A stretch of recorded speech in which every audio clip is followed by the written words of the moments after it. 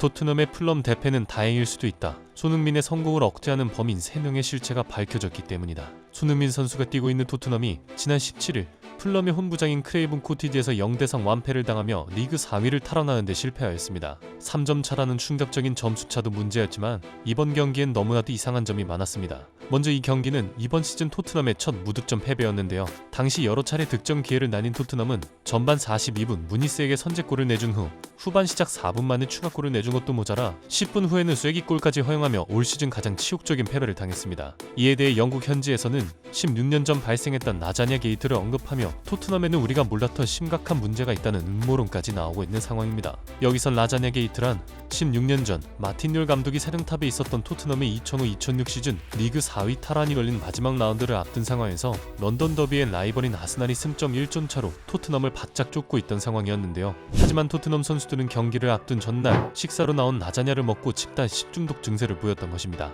이 때문에 팀의 주전급 선수들이 대거 이탈하게 되었고 이에 일정 연기를 요구했지만 받아들여지지 않아 결국 경기에서 대패를 기록하게 되었던 것이죠.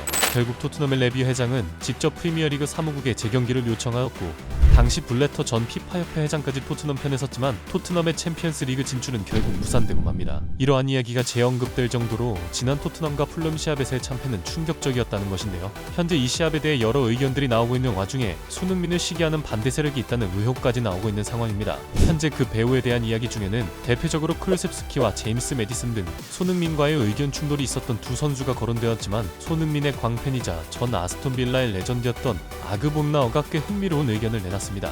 그는 이날 최저 평점을 찍은 수비수 드라구신을 두둔하면서 오히려 티모 베르너와 브레넌 존슨을 지목한 것인데요. 그는 인터뷰에서 두 선수의 공통점이라면 손흥민 없이 아무것도 못한다는 것이다. 때로는 이렇게 빠른 플레이어들이 둘이나 있으면 서로 잘못된 선택을 할 수도 있다며 두 선수의 불협화음에 포커스를 맞췄습니다. 그의 말에도 일리가 있는 것이 후반 22분 드리블 돌파에 이은 개인기로 좌측면을 붕괴시킨 손흥민은 이어서 결정적인 득점 찬스를 존슨에게 만들어 주었는데요. 하지만 존슨이 이 기회를 허무하게 날려버렸고 베르너 역시 존슨과 마찬가지로 비슷한 상황에서 똑같은 실수를 저지른 것입니다. 이에 팬들 또한 마치 손흥민 혼자만이 승리를 위한 축구를 하는 것 같다. 그 자리에 얼어붙은 손흥민을 봐라. 뭘 어디서 어떻게 해야 할지 답답한 표정이다. 라며 다소 거센 비난을 내놨습니다. 승리의 억제기로 지목된 선수는 이뿐만이 아니었습니다. 전 토트넘 감독인 네드넵은 만약 내가 감독이라면 팀워크를 방해하는 선수들에게 가혹한 조치를 내렸을 것이다. 그동안 토트넘은 팀워크가 좋은 것처럼 보였지만 이번 경기는 그렇지 못했다. 라며 몇 가지 근거를 제시하였는데요. 후반전 2실점 이후 제임스 매디슨은 슈팅으로 연결할 수 없는 위치에 손흥민에게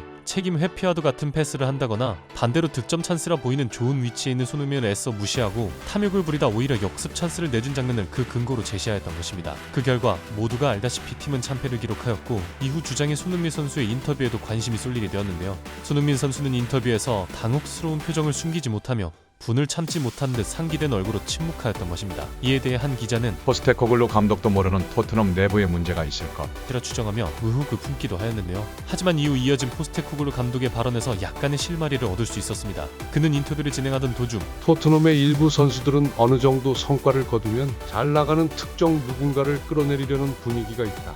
라는 등의 말실수를 저질러 버린 것입니다. 이것은 위에서 말한 쉽게 특정 가능한 선수들을 이름만 언급 안 했지 거의 충격 고백을 한 것이나 마찬가지였는데요. 하지만 역시 주장을 맡고 있던 손흥민 선수는 동료들을 비난하고 싶지는 않다.